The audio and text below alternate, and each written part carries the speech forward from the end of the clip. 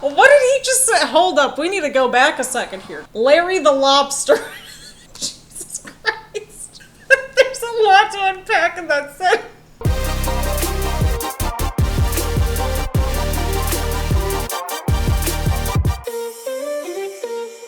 All right, everyone, and welcome back to the channel, or welcome if you're new here. I'm Christina, aka That Variety, and today we're gathered here for yet another Friday Night Smackdown reaction as we continue the road to Summerslam in the homeland. I'm looking forward to it. We got Cody kicking off the show, probably more Bloodline Shenanigans. Logan Paul's apparently supposed to show up at some point, apparently, allegedly, conspiracy, whatever at this point. Y'all, this man was really going out there and fighting 49 other YouTubers on that Mr. Beast thing instead of actually fighting other people to defend his championship. Like, this man will literally do anything except for defend his championship. I'm just convinced of it at this point. Like, you can't make this up. Either way around, we've also got Carmelo Hayes versus Andrade, which should be interesting to watch. And I'm just looking forward to watching our stories moving forward as we approach SummerSlam. But before we dive into the reaction, just as a bit of a disclaimer, we are testing out a new microphone, so this is the first week with the mic. So just to kind of give you a heads up, if the audio is a little bit weird, we're still trying to iron it out. It's a weird way to kind of connect the microphone and everything. It's a whole thing. It's wireless and an actual lapel mic. Let me show you all this. So it's a lapel mic. I have it attached onto my shirt instead of like detached and just like going like this. Because this is how you're supposed to do the lapel. It could be attached a little bit more securely. I acknowledge that. But I think it's the sentiment that counts. It's the idea. It's the concept. So there's that. So either way, grab your snacks, grab a choice beverage, get comfy and cozy. And let's get to it, people. Let's watch Friday Night Smackdown. All right, so Cody's talking about Randy right out of the gate instead of Solo, who is officially challenging for his world title. Okay, so we're acknowledging the history between Cody and Randy. That makes a lot of sense to me. We appreciate you, Randy, but we don't appreciate the prime drinks at ringside. Okay, but it wasn't this exact bloodline that took out Randy. It was a different iteration of the bloodline, but I think the sentiment's there, right? I mean, well, Solo is the overlap, right? Because he was in both. All right, Cody, you're pointing right at me. You're pointing to the camera, which is pointing directly at all of us. At least the ones that are at home, anyway. All right, we got Solo being mentioned. Makes sense. They're fighting it out at SummerSlam in the homeland. Oh, God. I mean, you could argue that Solo is still not ready for this. He still hasn't had, like, a singles title run yet. Like, if he was, like, maybe a U.S. champion or Intercontinental champion, I might be able to buy into it a little bit more, I think, right? I don't know. That might be me thing. Solo understood his assignment as the enforcer. We were all for it. We wanted a Solo arc, and now that Solo's leading the bloodline now for the time being, well, there's no Solo arc for Solo. Until, like, well, right now. Okay, well, this is interesting. Okay, well, actually, no, this makes sense. Okay. So because of the bloodline going after A-Town Down Under and DIY, okay, that makes sense. Because everybody's all interwoven now at this point again. Well, that's because Cody's been dealing with the bloodline for a little while, Theory. Y'all just got here with the bloodline. Cody's right. Accountability, Grayson Cannon. Like, Cody's out here trying to deal with the bloodline because, well, he's got a match against Solo for the title at SummerSlam in the homeland. He's trying to do his best here. Like, Cody tried to get in there at the very end of the show. Like, he still tried. Like, none of us could have predicted, really, that, like, the bloodline was going to go after both DIY and A-Town Down Under. Like, DIY would have made sense because they're good guys. They've got the tag titles, right? Wanting to get all the titles again and all that. But A-Town Down Under going after them didn't make much sense on paper. Except for, well, just completely destroying everybody, which I guess in that sense it makes sense. All right, Cody's got a chair now, got a little assist. Beautiful disaster kick right there. Look at me naming off moves. Hey, we'll take it. At least Cody's showing up on a regular basis. He's interacting with the roster. And the people still really like him. So, I mean, I can't complain about it. The crowd was into Cody. And it still continues the tension between, like, Austin Theory, Grayson Waller. It also continues the bloodline and A-Town Down Under and that whole thread from last week. So I'll give this a thumbs up. This was a good start to the show. So tonight's the night we're testing out all the microphones. This is actually my webcam microphone, so I think it's kind of a winner so far. I swear we're so professional out here, but that's okay. Like, again, we're always fine-tuning things around here. This is the matchup I've been really looking forward to watching as like a standalone thing, so I'm excited for it. This is the kind of feud that would kind of be like a perfect sort of middle of the card, like US title type feud right now. But we can't have that because Logan Paul's not here. Oh, and speaking of which, timeout, I forgot something. Speaking of which, we've got the oh so prestigious Cardboard Championship. And once again, if you are new here, we have this cardboard title with us for all the reactions until Logan Paul loses the title. So that's how this is operating right now. Oh, God, I'm so tired of him going to commercial after 2 minutes. Alrighty, we're back from the commercial break. We got Andrade versus Carmelo Hayes. We're back inside the middle of the ring here. Andrade is getting fired up. Okay, thank you. We're actually showing something out of the break. Wait, we missed that during the break? We missed that during the break! Oh, God, that clothesline was nuts. We got, oh, huge slap right there. Huge slaps right to Carmelo from Andrade. I mean, that's kind of what I would think that you would need to do, right? Like, I mean, you have two people that are, you know, high flyers and all that. I would think that, you know, oh, okay, well, his weakness is kind of my weakness. So I've got to go after their weakness, which is also my weakness, too. Oh boy, that could be it. Oh, it is not it! This is a good showcase for both Andrade and Carmelo, by far. I mean, look at how into the match these people are, too. Like, they are into it. Oh dear God, okay. I heard that and felt all of that. Oh no, oh God, that elbow, the elbow. Oh God, that was a very last second kick out there. Whew! Oh boy, oh! Oh! Carmelo got him! That's it. Oh my God, okay, no, it is not it. Alright, Carmelo, what are we doing? Oh no, oh God, he missed. Andrade, oh, wait, hang on here. Oh, that's it. What a cool ending that was. I think just for the cool ending and the fact that these two really got to just showcase what they could do, I'm gonna go ahead and give this a thumbs up because, again, the cool ending and they got a good showcase. That people were into it, so I can't really complain about this. Oh man, we're right out of the gate with this confrontation. Nia Jax just cut off Corey Graves. What do you got against dogs? I love these little side-by-side confrontations that they have from time to time. I don't know why, they're just always entertaining to me. You tell her, Bayley. Although I do like Queen Nia Jax, I'm not gonna lie. I really just want her to run with it for a little bit. Okay, 2017 Summerslam match. That was almost 7 years ago. Oh, Bayley said that Nia was being reckless. Oh boy. Although I would feel like you would learn a lot, like, in 7 years, right? Like, I am clearly not the same person that I was 7 years ago. I will say Nia's having a much better second run so far. I've been enjoying it. Oh, thank you, Bayley. We're acknowledging that she's changed so much, or if she's changed so much in 7 years. See, Bayley and I were on the same page a little bit here. I think that's like the second or third week in a row that's happened. You tell her, Bayley. Oh boy. Oh boy. Well, Nia didn't seem too thrilled about how that turned out, and there's pretty much that. We've got these like Guitar Hero looking like match card things going on here. And the funny thing so far is that, like, you have Cleveland in the Rock and Roll Hall of Fame. So a fun fact about the Rock Hall, right? It's really more so of like a pop culture-y, like, museum of just, like, music. It's not just rock music, obviously.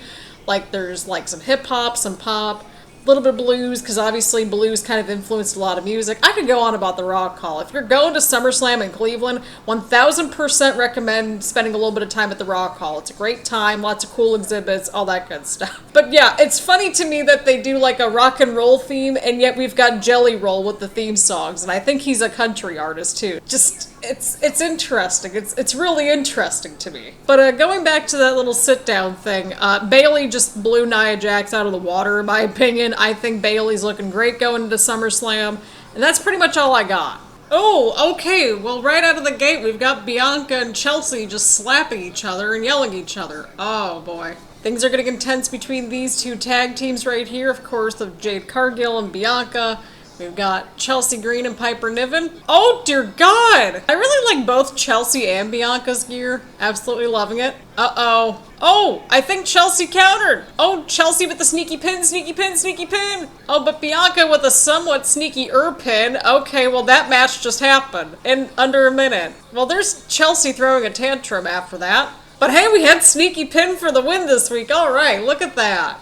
Chelsea was like just pulling Piper away.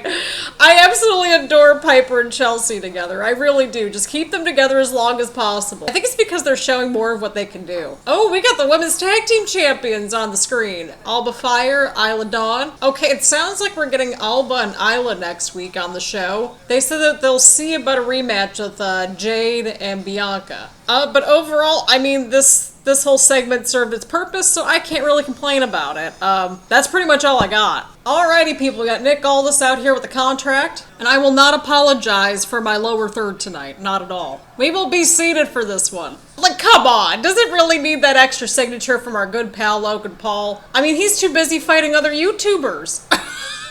He can't be bothered for an actual title defense. Right, like, LA Knight's been showing up and he signed the contract first. So, I mean, there's that. Oh no, don't tell me we're trying to hype up Logan Paul on commentary and his historic and prestigious title reign. And we are ready for LA Knight to get a championship. We have been ready for some time over here.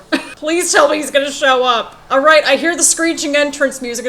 There he is! There's our guy! Polarizing, brash. He's not doing any of that on television. How many days is he at now? Oh no, we got Logan Paul with a mic. 257 days and 2 title defenses! What did he just say? Hold up, we need to go back a second here. Larry the Lobster. Jesus Christ. There's a lot to unpack in that sentence. Hold up here, what is Logan Paul going on about? So wait, he went with Larry the Lobster, Aladdin. What did he go with? Here we go. I mean, LA Knight's actually got a win over Logan Paul. He's actually got a case here. I mean, that's pretty accurate. He has cooked Logan Paul. And we are seated for it every single time. I remember that segment with the map that was also in Cleveland. And that was also the Barley House segment too, where he was going on about the Barley House. Don't go there if you're going in Cleveland. I don't think he can take sarcasm. Yep, and we were here for that. Uh-oh, he interrupted LA Knight. He did it. Nobody needs anything from you, Logan Paul, except for LA Knight. He needs to get the title off of you at this point. Oh, what? Oh, no. Oh, he's going there. Oh, no, he's bringing up Jake. The what? The what? The culture what? The echoes through the zeitgeist culture? What the heck is that? What is he going on about? I don't think I want to know. Okay, a zeitgeist, often referred to as the spirit of the time. I mean, do with them what you will. Describes the prevailing trends, moods, attitudes, and cultural climate of a particular era or moment. That's what a zeitgeist is. Do with that information what you will in this case. Just do with that information what you will. Well, nobody wants to be you, Logan Paul. I think we've established this, right? I would hope that nobody thinks like Logan Paul. Just based on the patterns of behavior we've been seeing. Oh. Logan Paul, you are not him either, so shut up. So basically, Logan Paul just went onto Twitter. He's literally just like, I got the cliff notes from Twitter. Here we go. Okay, thank you. That's what I'm saying. Dude, like, with that close-up there, like, I swear to God, Logan Paul right there with that one close-up legitimately looked like some of the people that I actually, like, went to freaking high school with. My God. This is great. We all want this match. He signed the contract! Did he just drop the pen? Please don't ever do that again, Logan Paul. Don't do the yeah, that was terrible. Here we go. Fight, fight, fight, fight. I mean, listen to the people. It's quite clear who they want to see win this thing. And we're all sick and tired of Logan Paul's non-existent US title run. Oh, there he goes again. Look out! Uh-oh. Oh, see, he was prepared this time because there was a similar setup to that a couple weeks ago, I think, right? Oh, there we go. Oh! There's like this lady like really going at Logan Paul in the crowd. What a legend. We're ready for it. And by the way, the fellow Clevelanders will also be cheering for LA Knight because we honestly collectively cannot stand the Paul brothers. Seriously, I remember their Vine days and it was like everywhere you turned with like local media being like, here's Logan and Jake Paul, here's Logan and Jake Paul, here's their latest fight. It's like, oh my god, like they were almost like our version of the Kardashians back in high school. I'm like, oh my god. He's gonna be waiting until that Cleveland show, isn't he? He's gonna wait until that Cleveland Smackdown to really go in Ohio, right? I'm actually considering doing like a whole sort of deep dive into like just northern Ohio lore for everybody, because I feel like we need to kind of establish some things, because they're gonna try to lump it all in together into one nice neat little state. And northern Ohio, we're just we're just completely separate from the rest of the state. Overall, this was great. Logan Paul I'm just so sick and tired of him at this point. Good old Logan Paul. He's gonna lose his title in his hometown, in our hometown. This is great. This is very poetic from my perspective anyway. Because we've been like right on LA Knight's team now for literally this entire time we've been doing reaction videos. And it's only fitting that if he wins this title in Logan Paul and I's hometown, not the exact hometown, but just the region, right? We've established this. That would be very poetic. Now, I will not, again, I keep getting asked this, I will not be at SummerSlam, but I will, however, more than likely be at Royal Rumble 2025 in Indianapolis. It's only like an hour and a half up the road for me here in greater Cincinnati, so there's that. It's basically the same distance from here to Columbus, so pretty much an easier trip. But either way, this was fantastic, and anytime that we get LA Knight roasting people, let alone Logan Paul, I mean, we're just going to give it a double thumbs up simply for that. Here we go. We got Tiffany and Michin. Nia is protecting Tiffany. This is all kind of overlapping, right? Because Michin came out to help Bayley out. Tiffany and Nia are both going after Bayley as well, so this is all kind of overlapping. Look at Nia Jax's reaction to the slam there from Tiffany. That's awesome.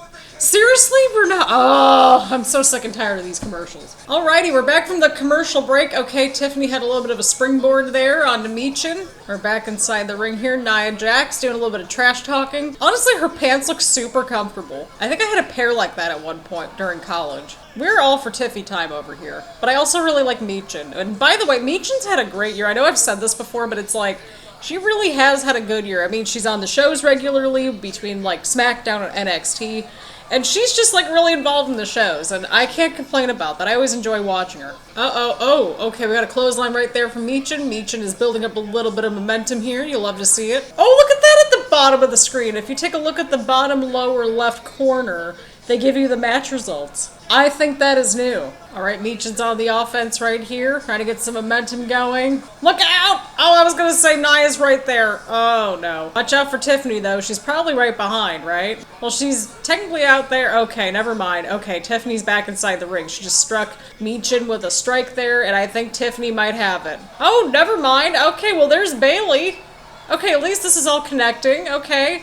Oh, she just sent Nia right over the barricade. Oh, okay, Bayley just got Nia with the briefcase now. Okay, so they're kind of fighting over there for now. Bayley's destroying the briefcase. Wait, is there anything that's actually in the briefcase? Time out. Well, the briefcase got destroyed. Okay, well, there's something there. Wait, time out. There's the little contract, right? Maybe this is how we get a brand new briefcase, right? Okay, so Bayley just put the contract and the pen back inside the destroyed briefcase. Yeah, I was gonna say, at least the contract is still valid. This was a serviceable match, but it was more so about the story and just kind of continuing just everyone's involvement. So we'll give this a thumbs up. It was serviceable, again, continuing all the stories and so on and so forth. Alrighty, we got Cody and Austin Theory kicking things off. Kevin Owens returned to be the partner of Cody Rhodes here tonight, hence Cody and Kevin versus A-Town Down Under. Honestly, Kevin's probably the one person I would really hope that would be just on my side against the Bloodline, because this poor dude has been at it for like 3 years or something like that, like almost the entire time of the Bloodline. Kevin's been really in Bloodline limbo, but I mean, hey, it keeps him in like the main event scene, and I don't think we can complain about that. Come on, destroy the Prime bottle. Thank you, Kevin. No, Grayson, don't put it back up. Boo! We need to find that particular prime hydration drink and roast it on here. I mean, review it. Y'all seem to be enjoying the reviews, so I'm gonna just keep going until we get to Summerslam, to be honest with y'all. I'm kind of liking Grayson's gear. Okay, we got some matching gear there with Austin and Grayson. I kind of like Grayson's just a little bit more, and I can't pinpoint why. I think it's just the obnoxious shoes. We got a Waller sucks chant, so I mean, that's the exact reaction that he needs to be getting. All right, Cody got the tag in to Kevin. Kevin's clearing house. Look at KO go indeed. Look at Kevin Owens. He is just clear in house. And the people are into it. They love seeing A-Town Down Under get their comeuppance. And it's just great. You love to see it. And I do wonder when A-Town Down Under is going to eventually sort of like collapse, right? Because like this has sort of been building and building and building for some time that they're going to eventually split up. I'm very suspicious though because there's like 15 minutes left in the show. We got at least one more commercial break coming up and we still have plenty of time left on the clock, so I don't know. I'm very suspicious, y'all. I'm very suspicious. The Bloodline's got to be lurking around somewhere, right? Beautiful double team right there from Grayson and Austin Theory. Nice double team right there from Grayson and Austin. You love to see it. Alrighty, well I guess we're going to commercial break, right? Okay, weird commercial break spot, but we'll roll with it. Alrighty, we're back from the commercial break, which was actually surprisingly pretty short, but again, we still got like 10 minutes left in the show, and I'm very suspicious. Well, I would assume that if you've gotten some attacks on you, like over the last couple minutes, that would slow things down quite a bit, right? God, I'm so suspicious about where all this is going. Especially now that Solo and Cody is like official for SummerSlam, right? Like, I'm just getting more and more suspicious with every single week. Okay, Kevin countered. Okay, he just knocked over the Prime bottle again. We appreciate you, Kevin. We appreciate you. Oh, I liked how close up they got on like the near tag there. Again, it's the production for me. It's the camera angles for me. And again, they're showing the little graphics in the bottom left-hand corner of, like, who won all the matches. And I so appreciate that. Because, like, I mean, what if you're, like, just jumping in, like, halfway through the show? Like, because, again, the weather's been really freaking nice. Seriously, it's been in, like, the low 80s, finally. Like, the last 2 days. It's been freaking delightful. Okay, it looks like he's trying to go for a suplex off the top rope. I think. Perhaps. Oh, he's still hanging on. He's still hanging on to the ropes. Okay, well, never mind. Kevin with the swanton. That was a cool moment in the corner right there between Grayson and Kevin. We're gonna give that a little round of applause. Oh, and Kevin gets the tag into Cody. Austin Theory now in this matchup here. And the people are happy to see Cody in the ring, and you love to see it. That was a very swift re-entry right there for Grayson. He just like flew right in there and went right for Cody. Uh-oh. Oh! Theory stopped there. Theory stopped. Theory stopped. Oh, and Theory caught Grayson this week. Uh-oh. There goes the Cody cutter on Austin Theory now. Oh, no. And a Crossroads connects. That's it. Alright, Cody and Kevin defeated A-Town Down Under. We're continuing to add little seeds in there for the eventual breakup of A-Town Down Under. And we've still got like 5 minutes left. Solo's music hit. Of course, we got the Bloodline Shenanigans. No, Solo's not the new tribal chief. Where's Jacob at? We got Tongaloa, Tamatonga, and Solo. Uh-oh, Solo's pointing. Kevin's got the right idea. He's like looking at everywhere. He's like looking everywhere. Oh, Kevin's going for the eyes. I mean, hey, sometimes you gotta fight fire with fire, especially if it's the Bloodline, right? Again, you gotta keep your head on a swivel with the Bloodline, especially with Jacob involved now. I mean, realistically, I would much prefer to have the real switch between Jacob and Solo, because Solo was doing such a good job as the Enforcer. I will say they all really gelled together as a group pretty well. Oh, Jesus, poor Kevin. Oh no, he's going again, he's going again. Oh no, oh no, no, oh no. He's going for a third time. He is out of control, but we appreciate him being out of control like this. Poor Cody. First Randy, now Kevin.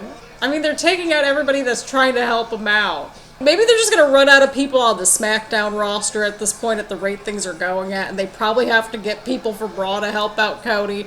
And maybe that's how everything all kind of overlaps at some point with, like, Jay maybe coming back. Or, like, we haven't seen Jimmy for a minute either, right? Like, we haven't seen him for a while, so it's going to be interesting. I want to see how all this kind of unfolds, especially the Bloodline versus Bloodline story, because you know that's kind of where all this is going, right?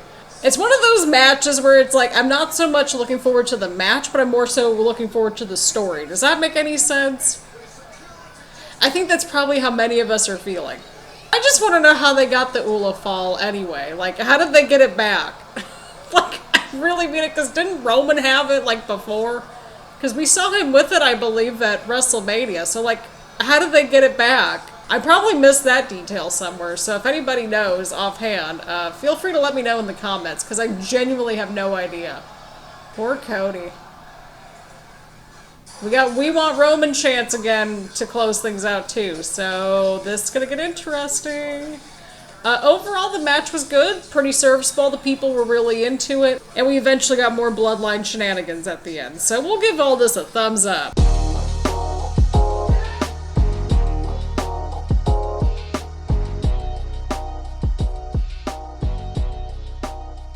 Alrighty, so overall this week's episode of SmackDown, not too bad. Lots of moving storyline bits and pieces and interactions along the way, and we're still continuing to set things up. I'm looking forward to next week's show already. We've already got a few matches already lined up. We got Michin and Bayley versus Queen Nia Jax and Tiffany Stratton. I want to see if Tiffany comes out with like a pink briefcase or something like that. I need to see what happens. Bayley did a great job in that sit down like interview confrontation thing as well. I love how she's bringing the fire. And I love it. I really do. And I also love how we're just getting more Michin and, like, you know, these, like, prominent angles and stuff like that. And just more Michin on the screen is always a good time. That whole thing with Logan Paul and LA Knight, just, again, it sounded like he just kind of went on to Twitter/X, you know, whatever we're calling it at this point. Just picked a whole bunch of the negative comments about LA Knight and kind of summarized them all together, and that was it. It's like, we've seen a lot of that, like, numerous times on the social medias already, right? Or at least that's what I've seen anyway. And I'm just like, dude, seriously, what are we doing here? We need him to lose that title in the homeland.